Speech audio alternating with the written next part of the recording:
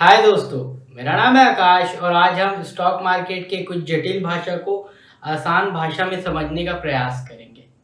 आज हम इन्फ्लेशन के बारे में बात करने वाले हैं। इससे पहले अगर आप हमारे चैनल दबंग एनालिस्ट को सब्सक्राइब नहीं किए हो तो कर लें।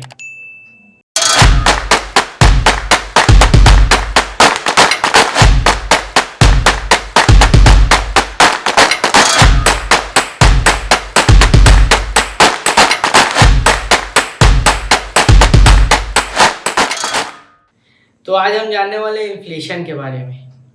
इन्फ्लेशन को हिंदी में बोलते हैं महंगाई। वही महंगाई जिसके कारण कि पैसे के खरीदने की शक्ति कम हो जाती है। जैसे कि पहले जो चाय आता था वो 5 रुपए का आता था, आज के डेट में वो चाय की कीमत हो गया है 7 रुपए। और इस रुपए की जो वैल्यू है उसकी गिरने की रेट को बोलते हैं डेप्रिसिएशन। अगर आपका पैसा बैंक में है तो ये सालाना 4 या 5% के इन्फ्लेशन रेट से ये आपका वैल्यू जो है खो रहा है, जिसके कारण जो आप पहले उस सेम पैसे में चीज़ें खरीद सकते थे वो आने वाले सालों में आप उस चीज़ों को खरीद नहीं पाएंगे। महंगाई के कारण कुछ कुछ चीज़ें जो हैं आवश्यक महंगी हो जाती हैं। जैसे कि पेट्रोल के महंगे होने के कारण बहुत सारी चीज़ों का जो भाड़ा लगता है वो बढ़ जाता है, जिसके कारण हमारे पास जो आने वाला सब्जी है, दूध है या वो बिस्किट है, बहुत सारी चीज़ें जो हमारे पास आती हैं उनका रेट बढ़ जाता है। और जो चीज़ें पहले 10 रुपये में आती थी उसका दाम अभी 12 हो गया है। जैसे कि आप मैगी का भी एक एग्जांपल ले सकते हैं। हम लोग जब पहले मैगी लेते थे तो वो 10 रुपए की मैगी आती थी, लेकिन आज के डेट में वो 12 रुपए हो गई है और उसका साइज भी जनरली घटा दिया जाता है। आसान भाषा में रुपए की खरीदने की शक्ति जो है कम हो जाती है। महंगाई जो है दो प्रकार की रहती है, एक तो खुदरा महंगाई और एक होता है थोक महंगाई। खुदरा महंगाई यानी कि हम आप जो चीज़ लेते हैं जैसे कि फल, सब्जी, अलग अलग चीज़ें, वो रिटेल इन्फ्लेशन में आती है। और जो थोक व्यापार जो करते हैं उनके लिए थोक महंगाई आती है। महंगाई जो है अच्छी और बुरी दोनों हो सकती है, डिपेंड करता है। अगर इसको सही तरीके से कंट्रोल करके धीरे धीरे बढ़ाया जाए तो किसी इकोनॉमी के लिए बहुत अच्छी भी होती है, और कई बार इसको ज़रूरत से ज़्यादा बढ़ा दिया जाए तो ये बहुत दिक्कत का विषय हो जाता है। कोई भी देश अगर पैसा छापता है तो पैसा छापने से उस पैसे का जो मूल्य है वो गिर जाता है, जिसके कारण कि बहुत ज़्यादा महंगाई बढ़ जाती है।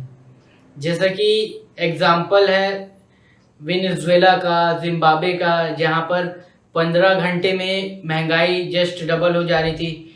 कुछ कुछ देशों में ऐसा भी देखा गया है कि हर दूसरे दिन उनका जो महंगाई है वो बढ़ जा रहा था। कुछ कुछ देशों में 2 सालों में 16,000% का महंगाई भी देखा गया, जिसको कि हाइपर इन्फ्लेशन बोला जाता है, एकदम चरम सीमा की महंगाई। अब ये जो महंगाई है उसके 3 प्रकार रहते हैं जिसके द्वारा महंगाई होती है। पहला है किसी वस्तु का इतना ज़्यादा डिमांड हो जाना कि उसका जो है शॉर्टेज हो जाता है, सप्लाई, जिसके कारण कि उसका जो रेट है वो बढ़ जाता है। दूसरा, जो भी हम किसी उत्पाद को बना रहे हैं या किसी सर्विस को दे रहे हैं, उस सर्विस को या उस प्रोडक्ट को बनाने के लिए जो इनपुट कॉस्ट है वो बढ़ जाता है। जैसे कि कच्चा तेल जो है प्लास्टिक बनाने में काम आता है, पेंट इंडस्ट्री में काम आता है और बहुत सारी चीज़ों में काम आता है। तो हाल ही में अभी यूक्रेन और रसिया की लड़ाई के कारण कच्चे तेल का दाम बढ़ चुका है, जिसके कारण कि हमको वो महंगा दाम लेना पड़ रहा है, जिसके कारण कि महंगाई हो जा रही है हमारे देश में। तीसरा है, अब जानबूझ के महंगाई को किसी भी इकोनॉमी में किया जाता है क्योंकि लागत जो है वस्तुओं का बढ़ सके और जो इसको प्रोड्यूस कर रहे हैं एम्प्लॉय लोग, उनका सैलरी बढ़ सके, उनका लाइफ स्टाइल अच्छा हो सके। इस कारण जानबूझ के इन्फ्लेशन डाला जाता है इकोनॉमीज में। कुछ इकोनॉमीज ऐसी भी हैं जहां लगातार पैसा छापने के कारण और कई सारी चीज़ों को करने के बावजूद भी महंगाई नहीं बढ़ रही है। जैसा कि उसका एक बेहतरीन एग्जाम्पल है जापान। अब ये जो महंगाई है उसको कंट्रोल करने के लिए उस देश की सरकार जो है अलग अलग स्टेप लेती है।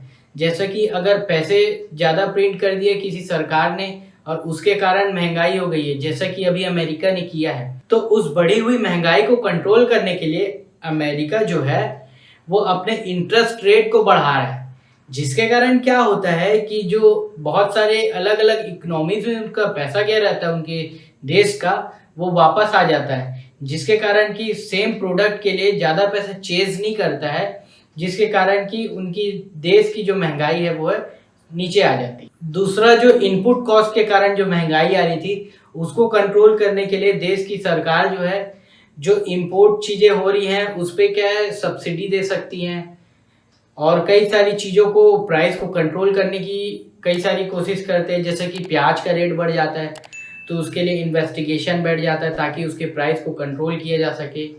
ऐसे कई सारे स्टेप लिए जाते हैं केंद्रीय सरकार द्वारा और उसके केंद्रीय बैंक द्वारा, जिसके कारण कि ये जो महंगाई है उसको कंट्रोल किया जा सके। आज के लिए बस इतना ही। धन्यवाद।